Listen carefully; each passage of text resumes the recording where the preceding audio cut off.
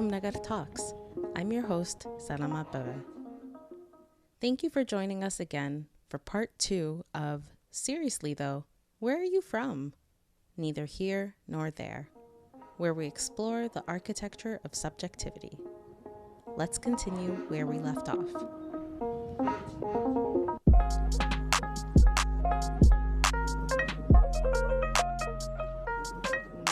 That's so true, because as a woman, I don't know if this practice is the same for you, but you get to keep your last name. Your last name, right? So that's so true, because I learned my dad's paternal lineage but never knew my mom's. Exactly. Interesting. I think in my case, I grew up just hearing stories. Everybody just loved to tell stories about how they were growing up, what happened. And it's through that I got to sort of learn about family line and who people are. I was very fortunate in the sense that my mom, my late mother, was a huge lover of family. And so she was always digging and searching and finding things, telling stories. And so in my household, it was never taboo to ask these questions. In fact, I never thought not to ask questions. Mm-hmm. I would come home and I would walk into a conversation that was taking place about these kinds of things. And so for me, it's normal. But I also understood what you said, Tahas, about the impropriety of maybe asking other people these questions, right? So I would never dare ask even my mother's best friend about her lineage. But, I would discuss mine with my family or my friends. So in that sense, to your point, Nassisse, learning so much from my mother about family, and I also learned a great deal about my father in that sense. I have knowledge about both. And so I hope to do more, to find out more, obviously, but I want to say that I have a good base from which to jump off of. And it's just interesting because in terms of the religious aspect of things, and I'm contextualizing Ethiopia to the Ethiopia I knew before I moved to Canada, we celebrated across religious lines people's holidays. And so, that coexistence that you talked about, Nassisse, was very much, quote unquote, normal in my context.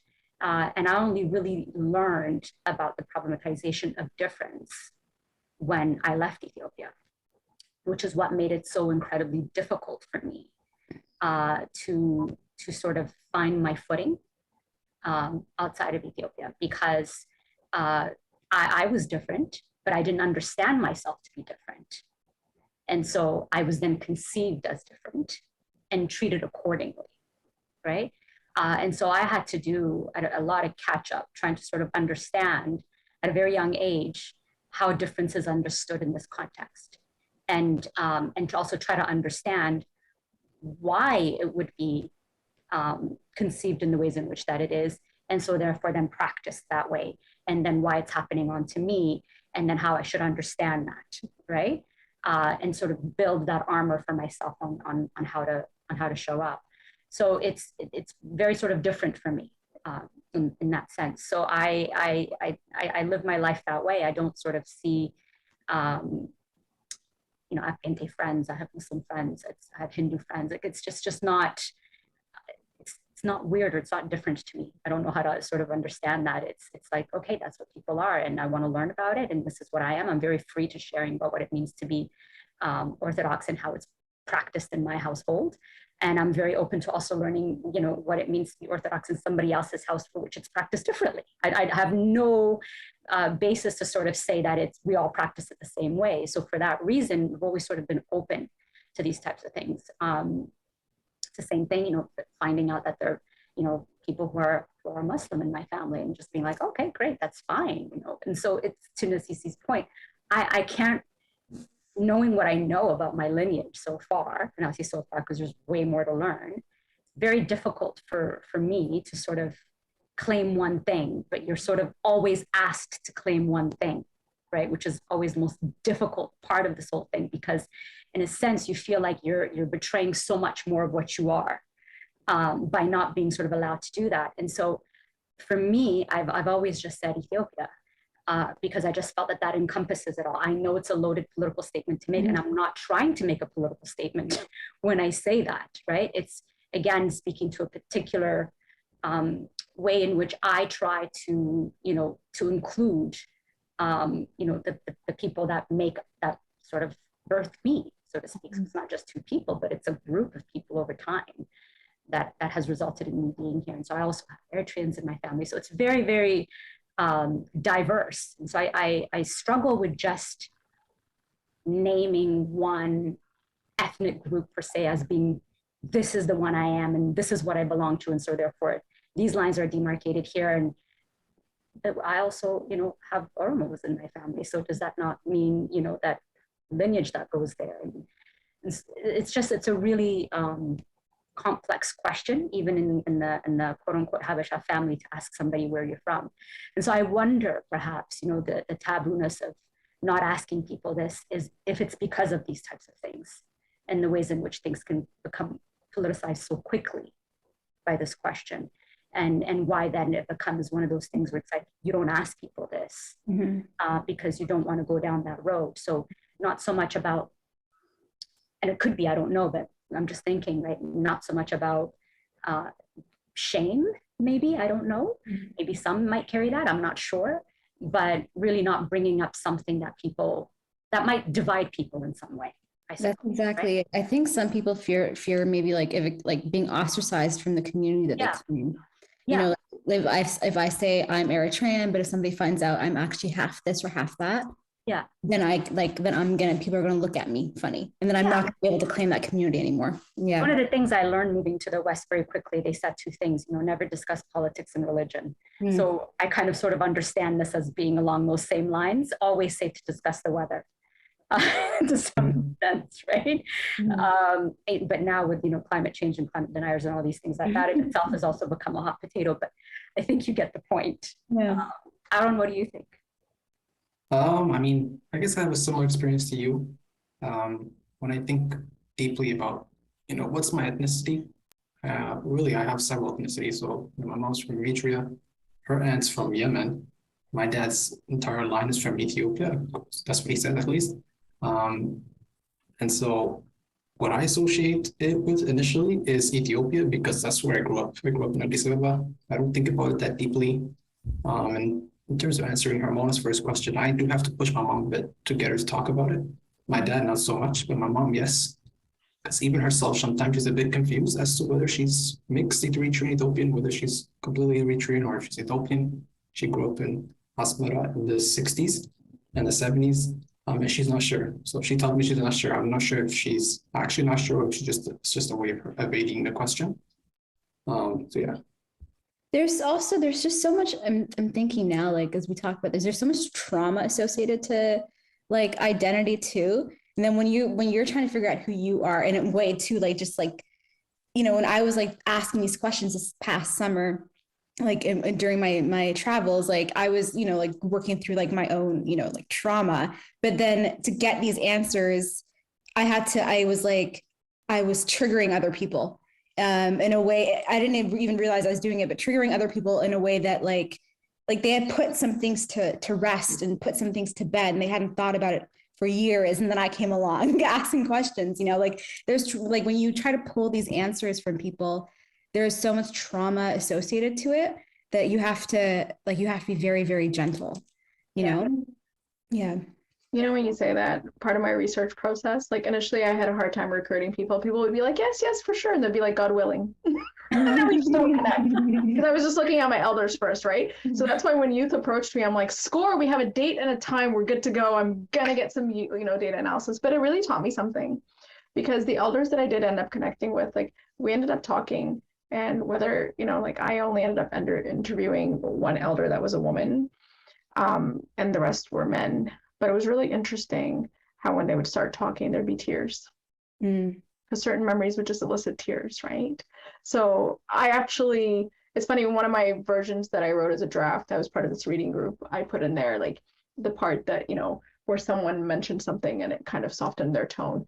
And the comment that I got, it was from another grad student, because like I said, it was a writing group. It was really interesting to me because he was like, it seems very emotional and mushy.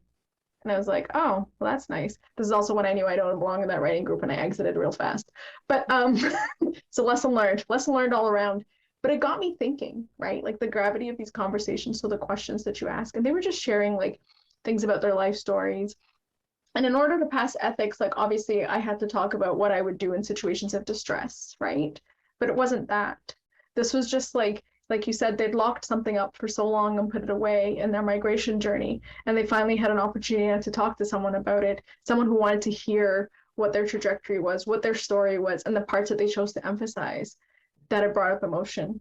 So Aaron, it was really interesting that you brought up the Yemen, because that was a surprising link for me, because nobody talks about it. But the Yemen-Ethiopia connection is huge, right? Like, and over time I've come across so many people. And it also comes with trauma in itself, because in spite of like hundreds of years of trade, there was a period of like distinct unrecognition of citizenship, right? So when you're talking about like an acknowledgement of that past, because it comes with all of these things. I think there was an actual name for it, was like Yaltawasanaso, if you know what that means. It was like an undesignated person.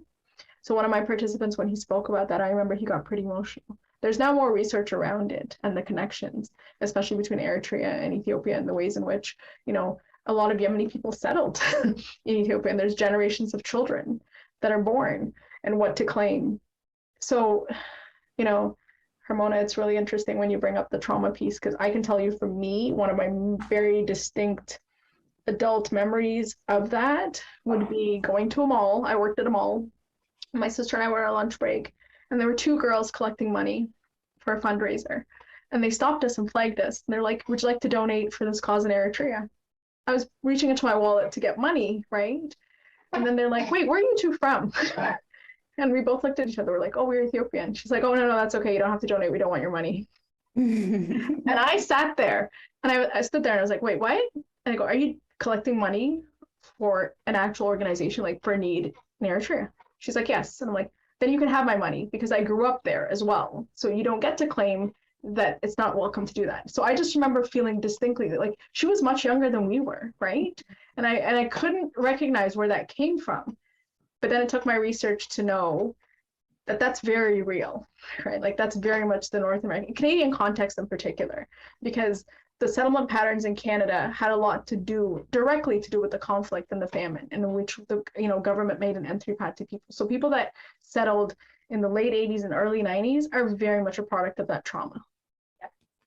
Yeah. Including my own family. Like we weren't refugees, but my parents were recluses for those exact reasons of why they left the country. And that trauma's passed down too, like whether your parents, grandparents know it, like they pass it down to you somehow. Yeah. Because like those kids, like I don't know, how old were they? Like about late teens, high school, right? But again, I was in my mid-20s. Yeah. It's really surprising, because initially it was like, and it was just a flip of a switch. And I was like, what do you mean? Like, how does that work? They 2 probably seconds don't ago, even know for what a they cause. But yeah. then like it was just one of those moments, but it really made me realize at that point in time, like the caution around people interacting with each other. Like London's not a very big city. And last census data, the long form census, like you look at the Eritrean and Ethiopian population in here, it was under 2,000, right? Like it's grown now considerably. So you're thinking like small space period. And so these tensions that exist in pockets all across the country, like it's hard to explain that to outside groups. So that's why when you guys were asking about vagueness and understanding it, we're all smiling and nodding, because we get it. They're just these shared experiences of the Horn of Africa diaspora group, as some like to call this. How do you then, I have a question now, like, so, there are parts of, your identity that maybe like to like respect the wishes and the boundaries of your, the elders in your family you don't really talk about, but like, how do you, I don't know, how do I articulate this? Like, how do you acknowledge where you're from if you can't say it? How do you acknowledge, your roots if you can't say it? Like even now with me, there's like there are parts where like I know I'm like part this, but like I don't say it, like it's just like but then I went on this journey to discover it, but it's like hidden. Does that make sense? Like Yeah. I don't even know if it's like a question that if I, formulated that as a question for you guys to answer. I guess I'm just speaking out loud, but it's like yeah. I was just gonna say, I think Mary, you said this earlier, but like talking about like where you're from, I think is like less contentious than asking people where they're from or asking them to tell them their stories. And obviously there are ways to do it, especially in a research context, like you're saying, Nassisse. But yeah, I think the other piece I just wanted to add to the conversation is like around class as well. Like people, and maybe it comes up with the shame piece as well, but like asking people where they're from is also associated with class as well. At least like I know in the Eritrean context, I was taught and learned like by my parents, one of the reasons why it's appropriate to ask. I once found out that this family was from the same village as my village. And I traditionally thought that that meant that we would probably be related. Mm-hmm. And so I was really excited about that. And I wanted to ask more. And I think I even asked them inappropriately, whatever. But then my dad had to explain to me, like, the reason why is because they actually like came and like asked for land. And then like the customs then were like, if there was like a famine in another village, or if there was a poor family that came and asked for land, you kind of had to give it to them. So they were not actually from where my dad is from. They were just given land there, like basically charity, right? So it's like, it's kind of a contentious thing, or it's like, it brings up trauma, right? To talk about like, oh, you're from there, et cetera, et cetera. And they're like, well, kind of, we're from there, but like not really from there. And it's like, they don't owe me that explanation at all, No, but I think what I'm trying to get at is like, yes, somebody else doesn't owe you the explanation, but for yourself, like to honor the wishes of like your elders, but you're from somewhere, but you can't really like I guess for Taras, you say like, and I hear it from, people in my family too. They say like, I'm a pure like Eritrean and I know some of them are lying. But like, so like, but like, there's like, but then how do you, how do you claim a part of your identity that you can't talk about? Do you know what I mean? That's the tricky part. But why can't you talk about it? Because of like the trauma and like the history and like the tensions that exist around that. Do you know what I mean? Like, are you being sensitive to like your parents? Somebody else, yes. Yeah. So it's not even like it's not even a question that maybe you guys have an answer to, but it's like something that I've been like asking myself, like there are parts of like people's identities, parts of my identity, like history, lineage that we just like, we don't address. Do you know what I mean? I do. Yeah. I learned growing up that my family could have made a soap opera. Like, we would have made great casts for soap opera. Like, my lineage, if I could actually figure out all the facts, we would have like a fantastic storyline. Would I be allowed to talk about it while everyone's still alive? Heck no, they'd find me and hunt me down. But it's interesting that you say that, because in my 20s I went through that and I started asking a lot of questions, trying to figure it out. And I'd already had kids by this point, but I soon very quickly learned some things I actually didn't want to know, and it was better that I didn't know, not gonna lie. So in answer to your question, I claim with pride the things I can confidently feel pride in, like my diversity and my being from different regions. My relationship to different people and claiming it, I'm very careful about that now, because I have now learned context is very important, and I've got a lot of gaps in my memory, like in the stories that I have. So filling in those threads might be a little bit more important. Not because the judgment part that comes with that, because I actually then will open up to who else am I related to that I don't know about, and why don't we know each other, right? So it's like slowly trying to figure out those pieces. So I sometimes liken my identity process and finding out who I am like fixing a puzzle piece, It's constantly going to be in the works. And it's like, sometimes I have the borders, but the intricate middle parts, there are going to be lots of little gaps. And I think you just have to be prepared for that journey, because if it's anything like my family, it shocked the heck out of me, because I had no inkling of some of these. Like Mary, I would come home to conversations with my grandma. My grandma was a very social person. Like, she came from a large family. Her cousins would come visit from all parts of the country. Like, it doesn't matter if it was Eritrea, the middle parts, doesn't matter. People would just always be around, and I would always be like privy to these awesome conversations, right? But as an adult, when you start making connections and start asking who's who, sometimes those silences are equally telling. And that's the part, like, there are these secrecy things about our cultures that are so interconnected. So whereas we see them as like, we're like, why don't you just tell me? Sometimes it's because, A, it's the trauma, but B, it's also just like, maybe what I'm saying, what you said made me think about why your mom chooses maybe not to talk about something. Sometimes we just haven't thought about it or figured it out too, right? So it's like that puzzle piece of, how does that fit with me, I can tell you there's one member of my family that I really wish I did not know as much as I do now, because I would put in a disclaimer every time if I could.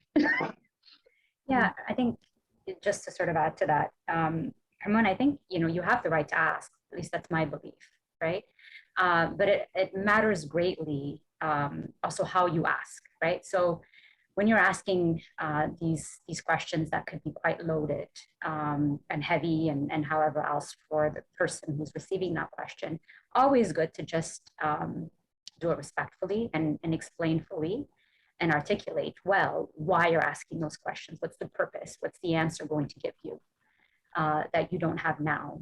In what ways could this enrich your life, your knowledge, and so on and so forth? Like what are you searching for when you're asking this, right? So one thing about the culture that I know in terms of speaking with elders is, you just don't ask questions without a clear purpose as to why you're asking a question, right? I know in the West it's like, yeah, just go ahead and ask, but I may put it this way, where we come from, there's you have to explain why you're asking what you're asking and what is the purpose. And based on that, they also decide as to whether or not what you're asking deserves a response or not, right? So sometimes it's that no is not so much that they don't want to talk about it for the whole host of reasons that we just explored. Sometimes it's you're not ready. Mm-hmm. You're just not ready. You haven't formulated the question in such a way that demonstrates to me that you and I can have a particular kind of conversation, and that you're ready and mature and emotionally as well to handle whatever responses I give you, right? Yeah. Because sometimes what they share with you could be heavy and for them, and it might land that way for you or not. I mean, you never know until it comes your way, right? And so another piece to that is, for themselves, they might not be ready to have that conversation, and they might open to it later, but also be prepared for the fact that they just might never engage you in that conversation, right? Yeah. But one of the things that I learned from my mother is that she was a damn good researcher. In the sense that she would leave no stone unturned. If there was something she wanted to know, if there's somebody she's looking for, a family member, some kind of lineage or line, she was like, if I may sort of use this analogy, a dog with a bone, in the sense that she was not going to stop until she found you. And the way she would do it is that, she would find out who is the quote unquote village historian. And, what are the points that this person traveled in their history and in their lifetime, and who did they have contact with? Who's alive today? Who has had that knowledge passed down to them, right?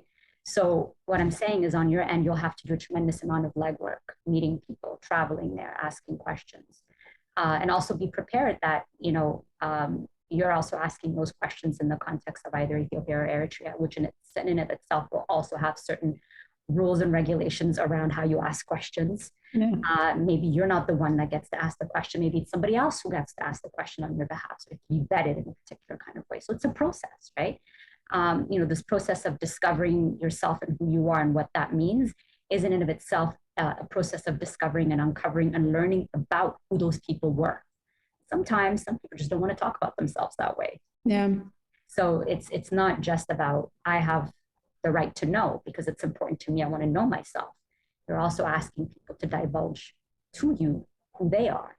And for them, and that doesn't always have to be associated with something negative or dark, so to speak. For them, it could just be, this is a private matter. I'm a very private person, and I will only answer your questions in these ways, but those things that you're asking is deeply private and offensive. And so you do not have rights to that, because now that's my story too. Mm-hmm. Right? So yeah. Prepare yourself for that also, is what I'm saying. In addition to the cultural context, it's also politically rooted, right? Like, if we're being perfectly honest, it doesn't matter what side of the political line you're on. The 80s, the late 70s and the 80s were a time of secrecy for a lot of Ethiopians and Eritreans, right? So in order to find out who's who, what side of the family, what side of the boundary you're on, all of those things bring up a time and a space in which certain questions, I think, I don't know about you, Mary, but I knew growing up, there are certain topics I don't talk about in the house. And I think, Harmona, you also mentioned this, and Tarhas, you said that it's like what you talk about inside the house is not necessarily what you talk about outside. And that's a learned behavior for a reason, right? Like, we got conditioned that way because there are just certain topics you're more comfortable in asking your family, but you don't ask others because there are implications to them. And I think that is very much politically rooted in a climate that, you know, the information that you shared could cost somebody a life. Yeah. And that's very real to a lot of people. It's still part of like the DNA of how they approach information sharing. So us wanting to know out of curiosity, you know, it's like, well, why do you want to know that about me? Who wants to know that about me, right? Or in some instances, who sent you? Right. Right. So there was that too, right? Like, who sent you? Yeah. I mean, for me, like it's the inside and outside household thing too, but it was a huge thing for like how I spoke to Ethiopians versus Eritreans too. Like even now, like it's like, it's such learned behavior. And then I'm like, why am I so like, you know, because I there's this like weird, there's this not weird, it's obviously learned behavior, but there's this thing in me that's like, they'll never understand because they're not Eritrean. And so I have to be careful for how I speak about it. So I don't want that to offend them in a way that they wouldn't understand why, right? Like why I'm saying this way. And even in this podcast, I think that too. I'm like, oh, I don't know if I should say that, you know, it's interesting. Charles, can I ask you, like, and I'm thinking because I just went to Montreal with a friend and we went to an Ethiopian restaurant right before we left the city. And as we were paying, the owner asked us like, are you guys Ethiopian? And we said, no, we're Eritrean. And he said, you know, almost the same thing. And then we just sort of kind of like went, ha, ha, ha, ha, and then paid and left, you know, but like, I think maybe 5 years ago, like a year ago, even like I would have been like, okay, whatever. But now that I know a bit more, when he said, oh, it's the same thing, I'm like, no, it's not. like I know too much now to just be like, it's this, like to just let that go. But he was nice. And my friend was also, I don't think it like, he didn't get mad or anything, but he was like, we were both like, you know, we just smiled, paid, were polite about it, and then left. But it's not the same thing. I don't know, Tedhas, if you've had like all the time, and like it's very dismissive, and that's what I mean. And sometimes you're like, I know it's not coming from a bad place. I know you're not trying to intentionally offend me, but I am offended, and that is the impact of your words and your actions. Like it happens sometimes when someone speaks to me in Amharic, and I'm like, sorry, I speak Tigrinya, and they'll be like, oh, whatever. What do you mean I don't speak your language? Yeah. No, whatever. Oh man. Yeah, anyways, it happens a lot, and it's like that dominant and like, yeah, like I said, that complex that we have, which, you know. Do you understand Amharic at all? I mean, like, you speak French, right? It's like when someone speaks like Italian or Spanish, if you pick up on things and you're able to piece it together. But there's sometimes, like Lealem and I joke all the time that like there's these false cognitives where it's like you think it's the word is something and it's just not. It's just not. Like arat in Tigrinya is a bed. That's 4, isn't it? In Amharic? Yeah, it's like, what? Like, how does that? Wait, arat is bed in Tigrinya? It's a bed. Like, that's where I go to sleep. Yeah, it's just anyways, those things throw me off. But like, it piece together conversation. Yeah, and the culture is the same and all of that. So it's like, yeah. So it's funny that you say that because growing up, like I used to speak Tigrinya fluently with my grandma, right? So when I married into this Iraqi household, they would speak in Arabic and I'd pick up words and I was picking it up really easily, right? And to the point that I didn't bother telling anyone I was picking up stuff. And there was women were having a conversation about me in the room.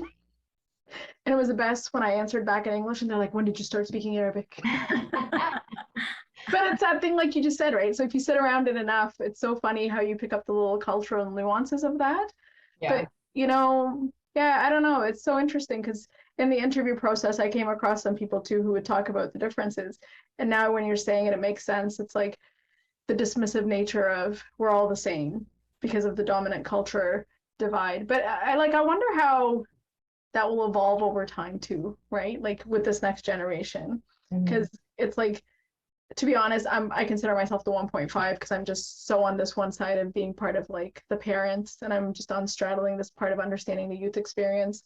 So it's really interesting to me is I wonder what that's going to manifest into, because now it's been 40 years since settlement, right? Your generation's thinking about having children, and like this is the next evolution part. So I'll be really curious to see how that manifests, right? Like, so I understand your concerns and the things you're talking about in terms of like holding certain things dear, because now they mean more to you than they ever have in the past. I'm sure like when I was younger, there'd be certain things my parents would talk about and I'd be like, right, you're so old fashioned. Like, that's not that important. But now I'm like, actually it was, right? So I'm just really curious to see the ways in which that difference, which has fluctuated over time, because presumably, like, I mean, having the great privilege of being part of the study in the sense of getting to read the interviews and the conversations that you had with Mary and Selam, it's really interesting to me how some of the themes that came up are, you know, the bonds that you create with other Habeshats, right?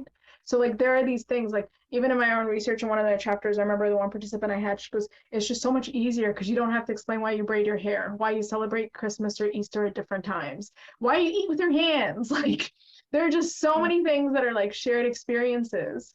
So it's funny because it is almost the same in some ways, but then there's that history that divides, right? Yeah. So it'll be really interesting to see the ways in which that manifests, because I'm starting to see it like in terms of the way people talk about the shared bonds, but there's still that like trepidation of just crossing that line because you don't want to forget the trauma of what's happened in the last 30 years. But it's like, how do you move forward from that and talk about the things you do share without, you know, impacting or paying a disservice to what your parents held, like what your parents actually left for, right? Like people didn't just voluntarily leave because they wanted to say, hey, I want to go pick fair out North America. My parents would have never left had it not been for the coup. Like everybody talks about everybody, sorry. Most people have this misconception or perception that we moved to North America because we wanted to leave what was behind because it was just, you know, a severance from what was destitute and poor to come to a better opportunity. For a lot of people, there was no choice. Yeah. And they actually would have kept their ability to stay within their own country. And there's that tension that you feel as they talk, you know, like it came out in the interviews too. And so it's really interesting. I mean, I'm curious to see. I'm looking forward to actually reading and seeing what the next generation produces in terms about what that reflective journey is going to be like, right? Well, I would love for like the Habesha community, you know, here in Canada, like to kind of have like more institutions or like build more things here for us to come, you know, like kind of like the Caribbeans have in Toronto or in Canada as well. Like I think it would be so cool. But I think what at least I'm struggling with in the Eritrean community in Ottawa is that like nobody wants to gather because it's always politically affiliated, or people don't because they're scared. Like the amount of times we tried to set up like an Eritrean youth kind of community center of type, and it just crumbles because it's just so frustrating. And it's like, I know that my kids and kids aren't going to have the same relationship to like back home as I will, right? Because they'll be generations apart. But I want them to have something to know where they're from and to understand, and to build things here beyond churches, beyond the churches. You know what I mean? Everything Taras is saying right now. So like, I like in my journey of discovering like my roots. Oh my gosh, Taras, just like the light bulb just went off when you were speaking. I was like, I've been trying to like, you know, find more Eritrean friends, and I have to. And just like getting to know them and having that, like, you know, just sort of like having, but even, you know, their journey and their histories are a bit different than mine because my parents were, you know, born and raised in Ethiopia. But just like now, like I've been trying to like, you know, like talking to my uncle who's like very like involved in this community, but like, you know, like maybe can we like put together an event, hold an event, maybe organize something. And he's like a bit more jaded and older. He's like, we've tried so many times, Ramona, it's not going to work. And when I talk to my Eritrean friends, like, guys, let's, you know, come together and try to build some sort of like youth, you know, type of like group. And my Eritrean friends, like, I love Eritreans, but I don't want to be around them, like not right now because of the politics, you know? And it's like, and for me, like, I don't know, it's frustrating too. Cause like I have a lot of like Ethiopian friends, but just trying to find like a community to like build with is as I get to know Eritreans and the community a bit more, I'm realizing it's like, there's a very hard line when it comes to politics. And it's a bit difficult to make anything happen. Yeah. I think that also very much impacts, for instance, the ways in which some families raise their children, right? To take on the identity in a very politicized way, right? And for instance, you know, some of the things I've learned is that those that are same mixed Ethiopian and Eritrean, right? They'll have experiences where, you know, one side will say, no, this is what you are. And the other side will say, no, this is what you are, which then sort of leaves them in the middle, trying to sort of navigate both sides and trying to figure out a way to please everyone, at their own expense, at their own opportunity to discover and figure out, you know, what it really means to be of both countries, right? And oftentimes that kind of results in being turned off to anything that's community, because it's so much associated with politics and feeling like they don't fit in either place. And so that, I think, you know, that's the other conversation I think that's really important to have along with this, is the ways in which these politics seep into young people, this current generation and the one coming after, and the ways in which that might hinder what you're talking about, that has the importance of building these things, right? And I resonate so much with what you said earlier in our conversation, you know, where you say, you know, I'm at a place now I want to build solidarity. I'm there too. I feel like I've been there for a very long time, parked on that street by myself.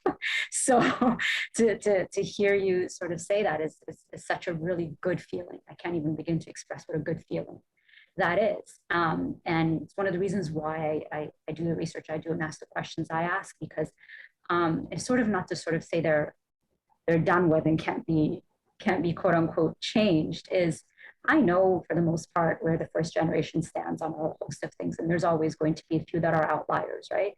But I want to know, you know, what does our future look like in terms of the young people, because that's really where the future is, and then what future's future is what they do. And so this is why my interest is, you know, in young people in both communities.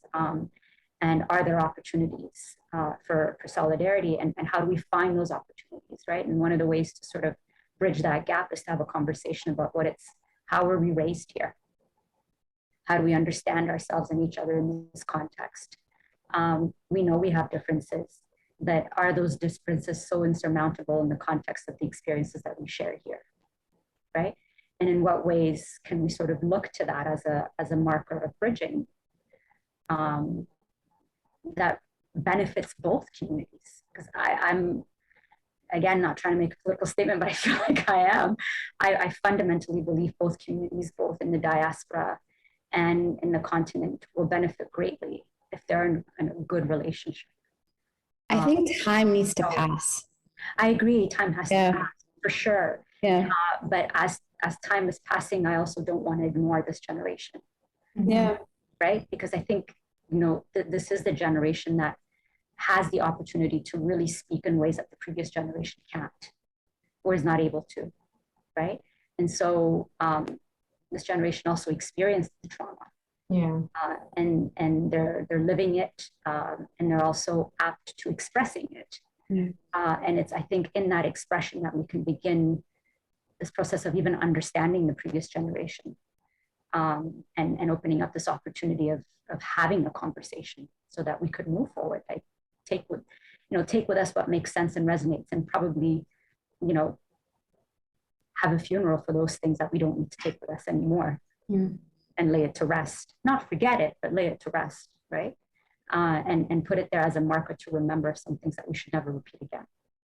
And that's the hard part, right? Like, those conversations have yet to happen in many ways with the first generation, where we're trying to bridge those things. So it's really interesting. I mean, the optimism with which the two of you are approaching this, and I'm sure everyone else on the call is inspiring, to say the least, right? Like, it's nice to think about the ways in which we can envision a future forward and have those conversations. So I think that's why it's really important to see where these podcasts will also go, and who they'll reach, and how they'll inspire others to have these sorts of conversations, or allow people to have the space to have this sort of dialogue.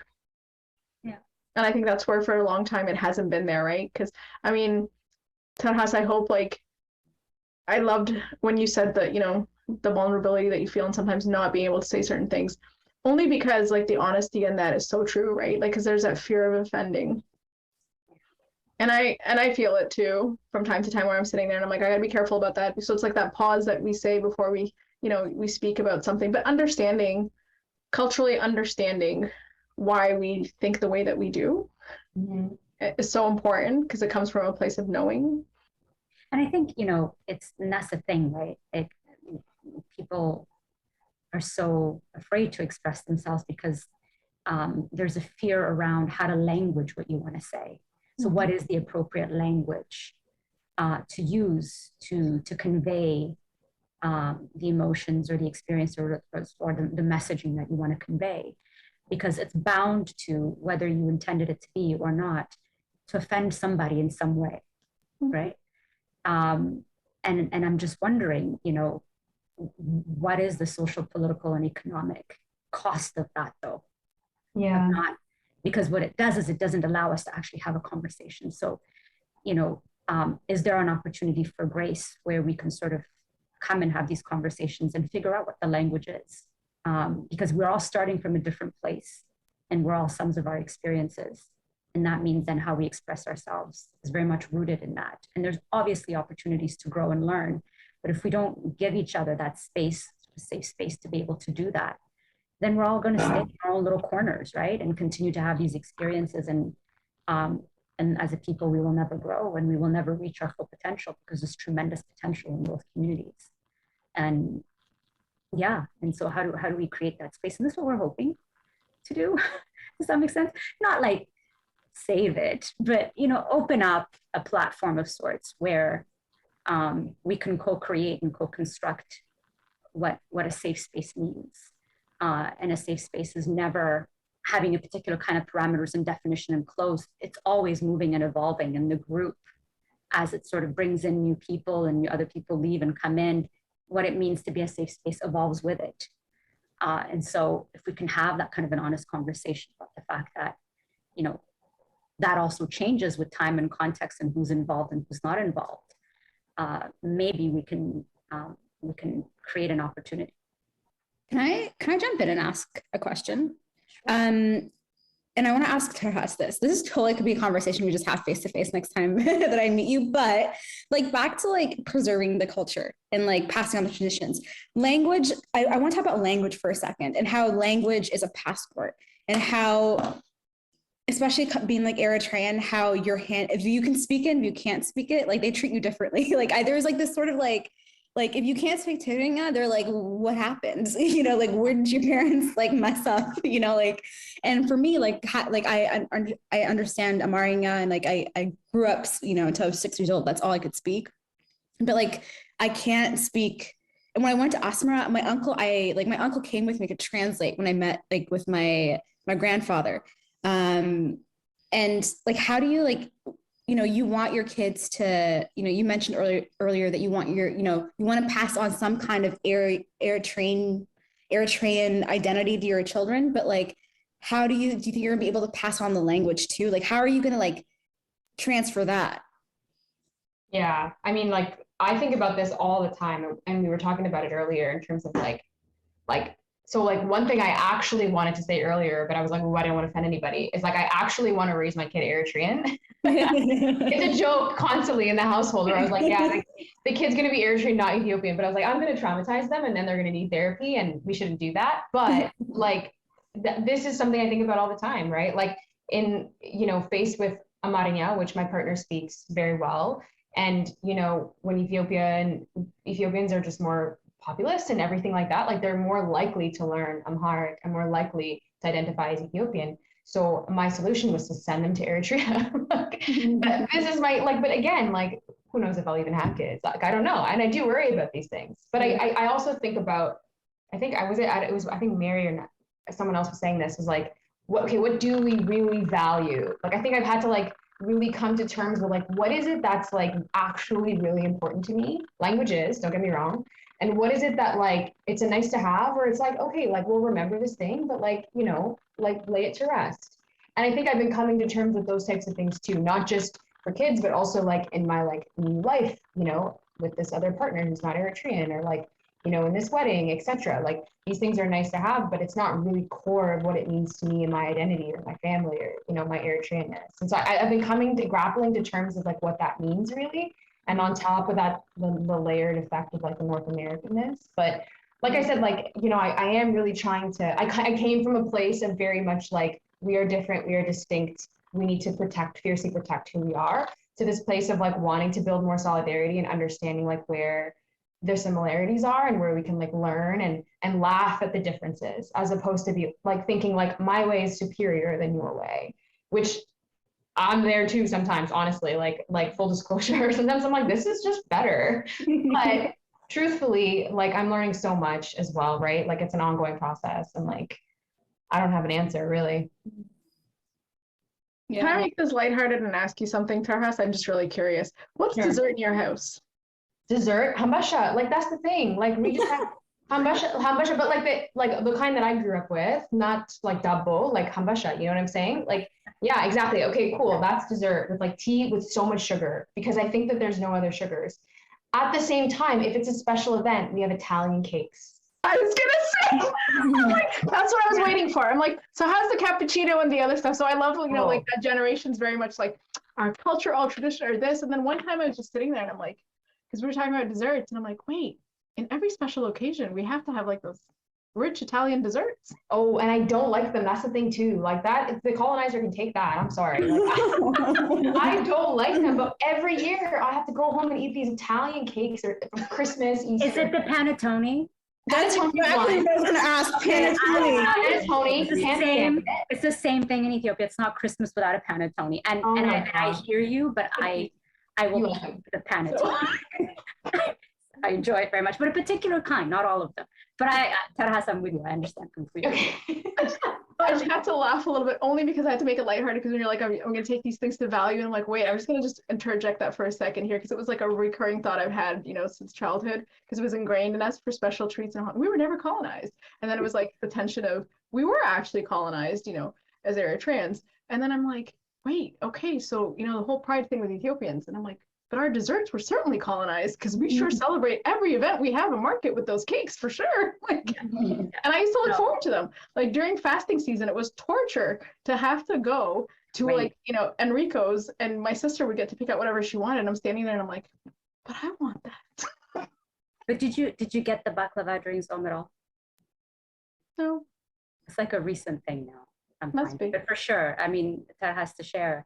You know, Ganna is not the same without, you know, dabo or ambasha, bunna or shai, both preferably. The popcorn, obviously. Yes. That has to be there, because if you're having bunna or coffee, that has to show up. to. And the panettone is just not Ganna without having a panettone, whether you like it or not. I know. I'll bring it. I just won't eat it. Exactly. It's sort of like an expectation, like, you know. Yeah. In lieu of flowers, bring a panettone.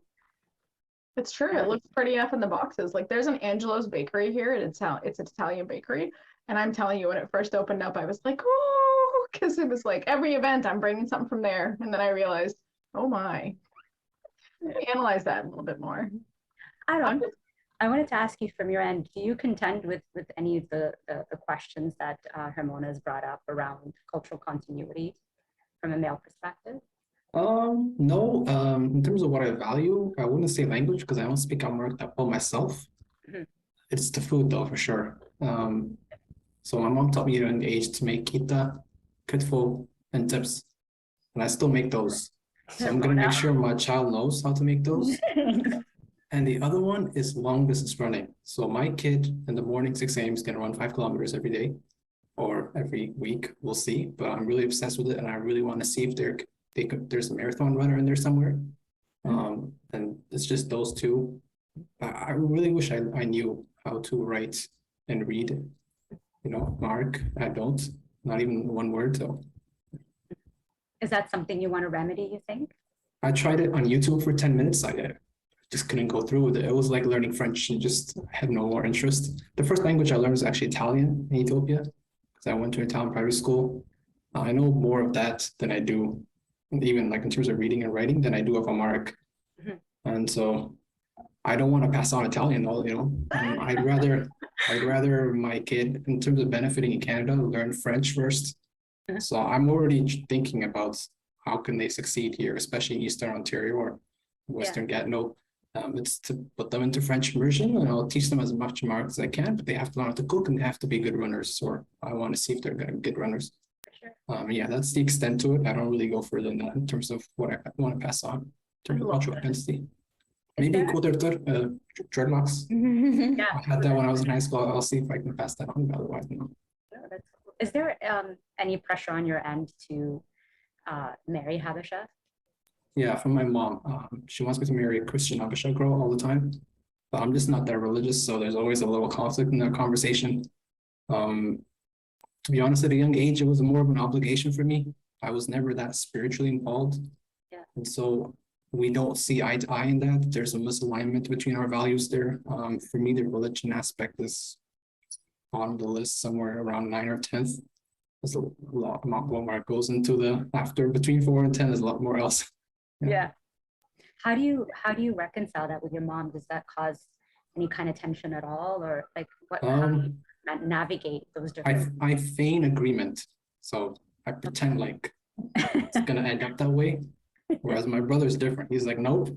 He just tells her straight up. I don't want to do that to her because we're closer in our relationship. So Fair enough. I just tell her, yeah, we'll see. We'll see, and then I just try to sort of push it to another conversation. I go to a tangent, sort of. So yeah, we don't see eye to eye in terms of some of those topics. Is your mom Bente or is she Orthodox? Bente. So she's Bente, Yeah. and our entire family's Orthodox. And she actually went back to Ethiopia yesterday, and she was telling me about how concerned she was about the sort of dynamic that's going to go on when they get into those conversations, because they tend to have a lot of friction when that comes up. They have certain comments about Bente, and she has certain comments about the Orthodox. But you know, I think that's a very common problem, actually. Do you find yourself? Where do you find yourself in this conversation? Oh, I don't find myself anywhere. I'm away from it. I distance myself from anything related to politics or, you know, cultural identity or anything like that, especially if it's a tense conversation. That's why, to go back to one of the earlier topics, I never asked a person who I think is either Ethiopian or Eritrean where they're from. Right. So at a younger age, I might have asked somebody who looked Middle Eastern to me where they're from in the Middle East. Someone from South Asia, are you Indian, are you Bangladeshi, something like that. If I thought someone Ethiopian or Eritrean, I'd never ask because I was aware of the tension. I was aware, and also English isn't my first language, so I wasn't capable of orienting my words well enough as to not offend them. So I just stayed away from that question entirely. So I wanted to ask this question. We've had a really extensive discussion around, you know, how we come to our quote unquote Habesha identity and what that looks like, and really that we're still navigating this question.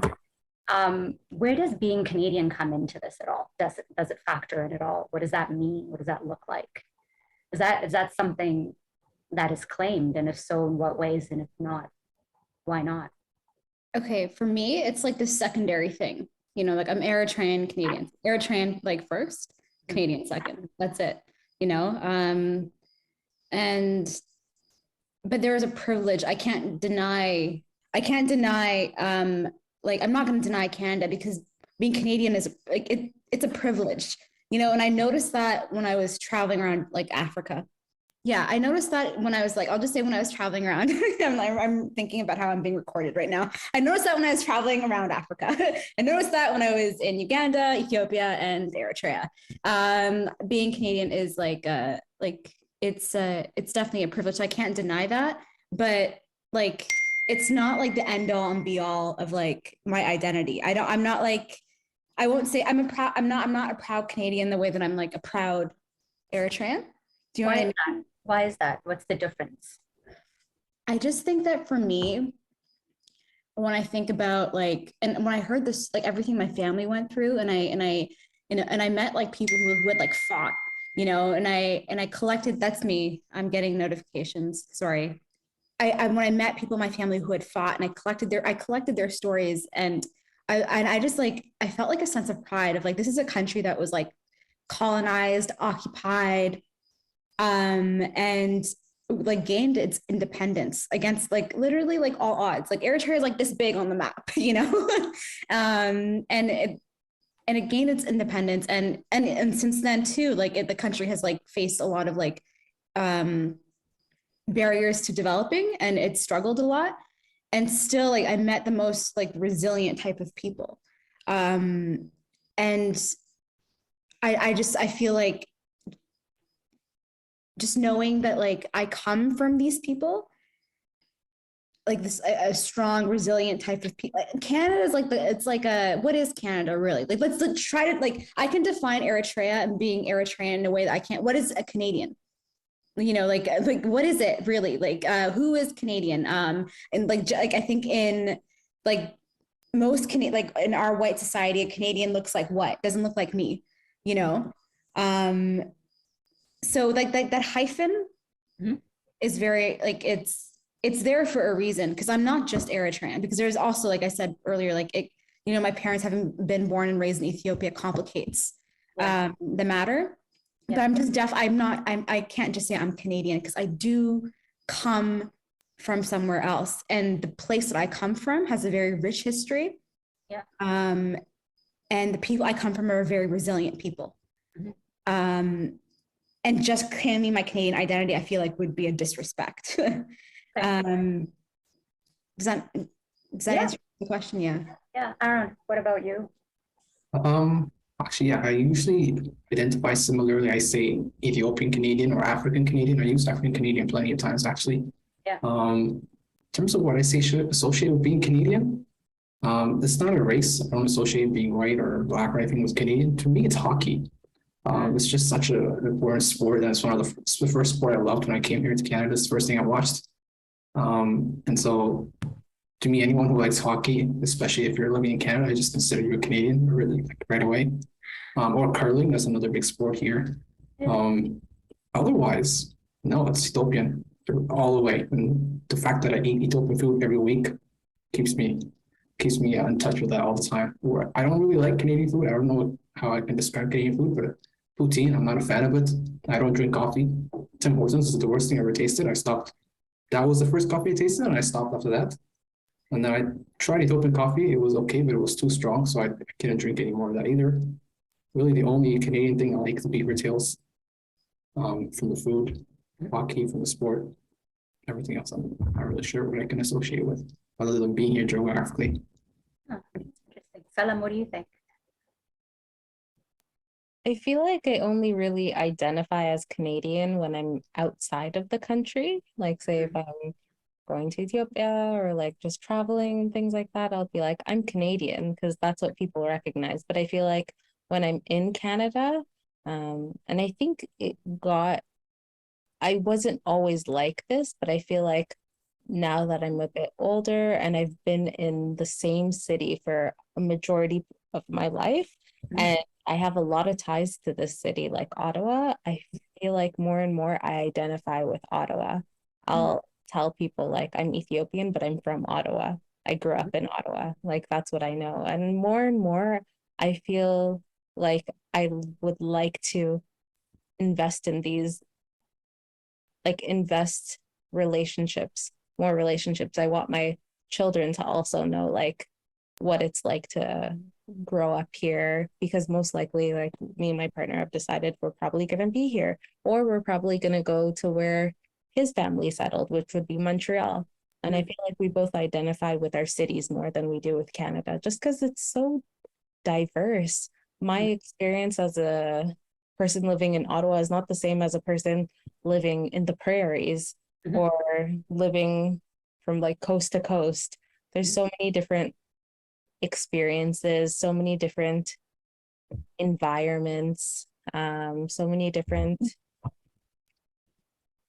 even like foods and stuff like that. What you have, like what's more predominantly like common there, whether that be like drinks or like maybe it's like fish or different things like that, or the like the French influence or the English influence. I just feel like it's so hard to even say like I'm Canadian within Canada.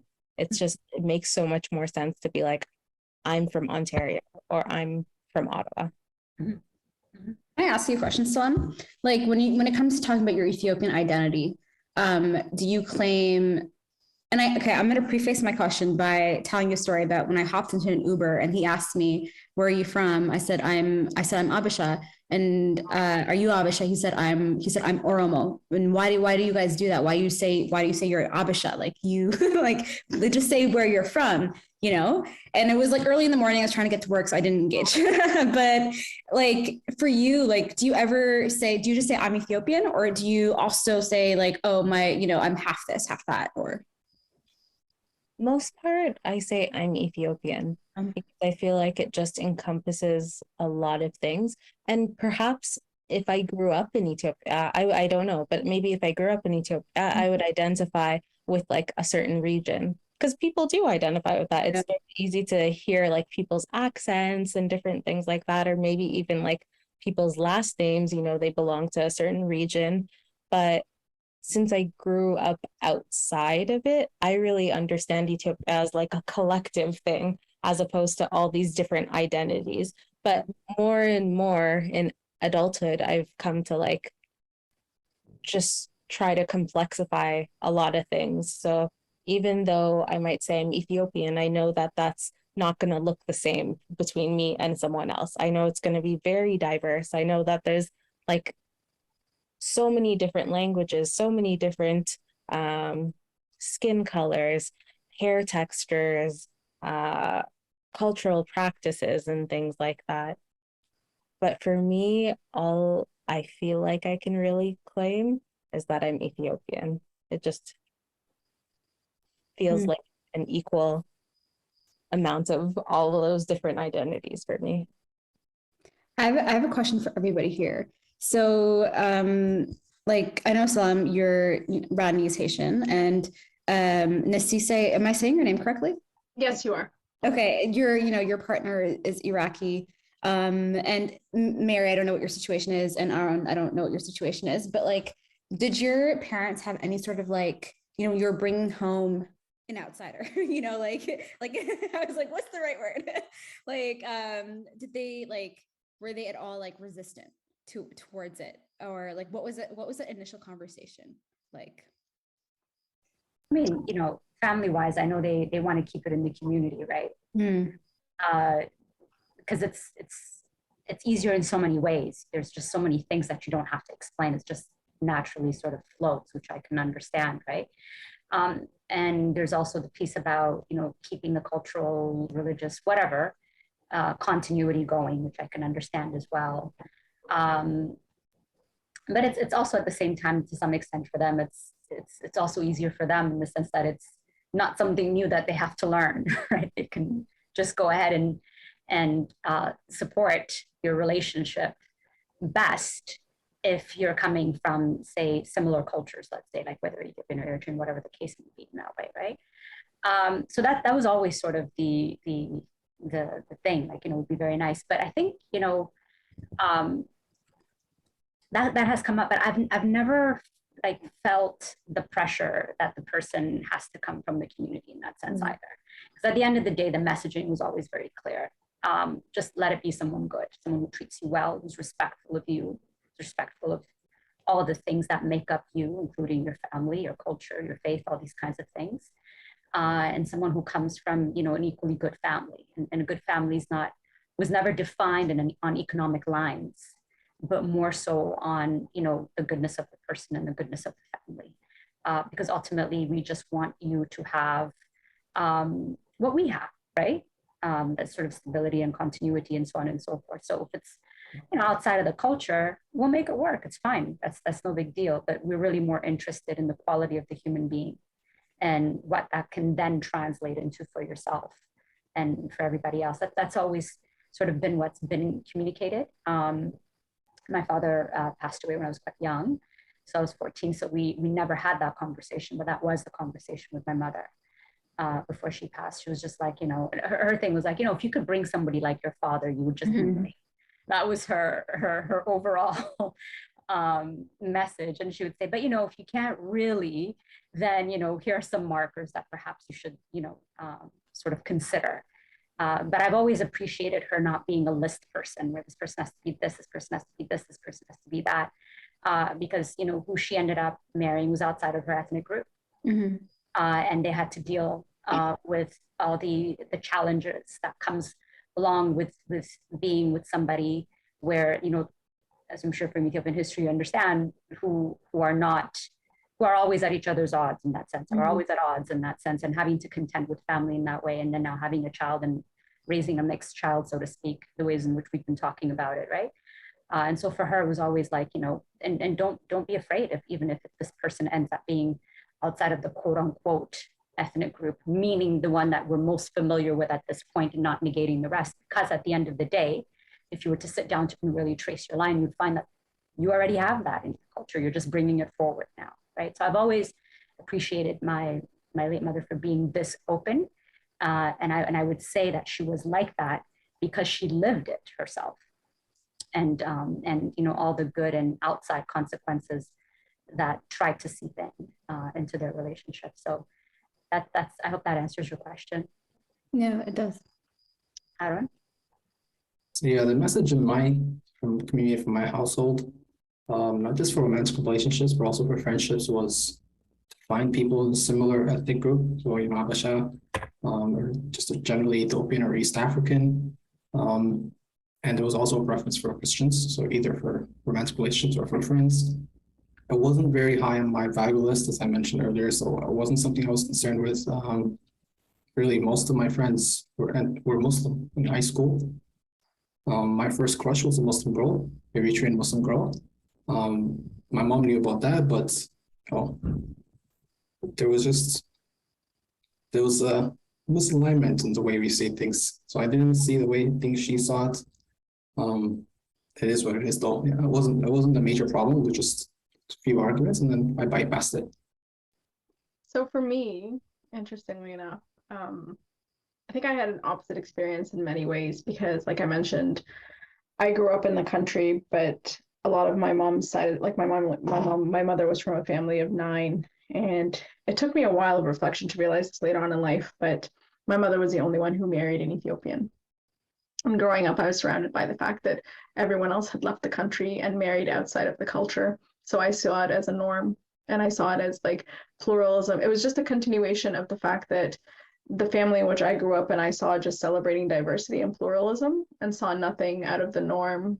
And I didn't see that as a constraint for me having to marry within the culture.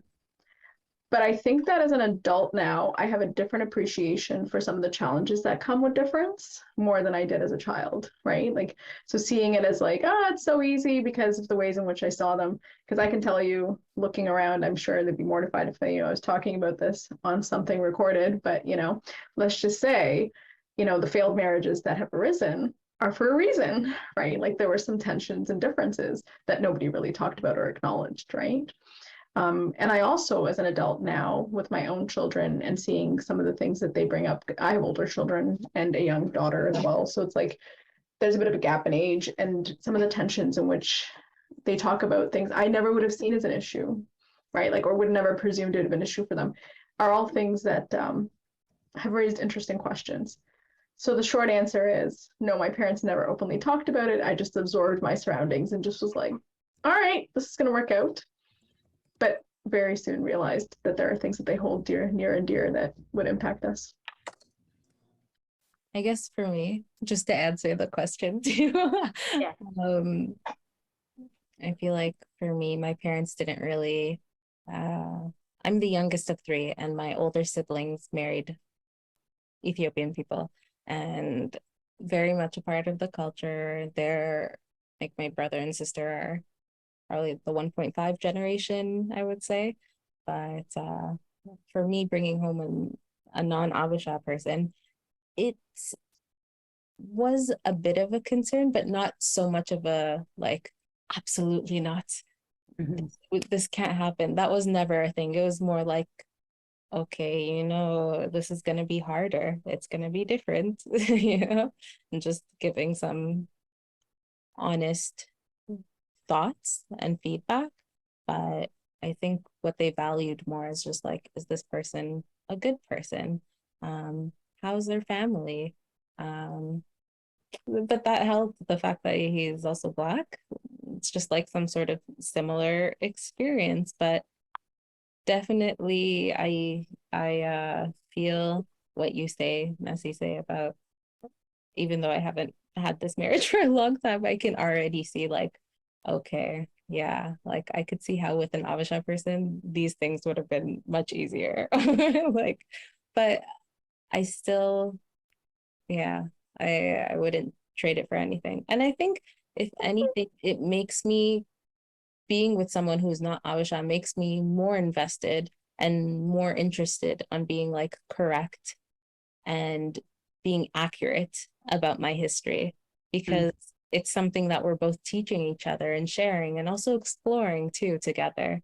And it's nice when it's like a supportive environment where both of those cultures and identities are still valued, and those are things that your partner also wants you to pass down, as well as you wanting their culture to be passed down. So yeah. True. I think the only thing, if I could just say, it's so funny, Selam, when you said that, it made me think, because I remember, like, I think I said this during one of our last conversations, my dad's friends had very particular ideas about what an Ethiopian woman should and should not be or girl growing up. And I remember that really made me determined to not find someone who had those pigeonhole boxes for me. So that drove me away far. So I know for a fact, like, I brought it up as a joke a number of times, but I distinctly recall my mother saying something, and I'm like, well, I'm not marrying that.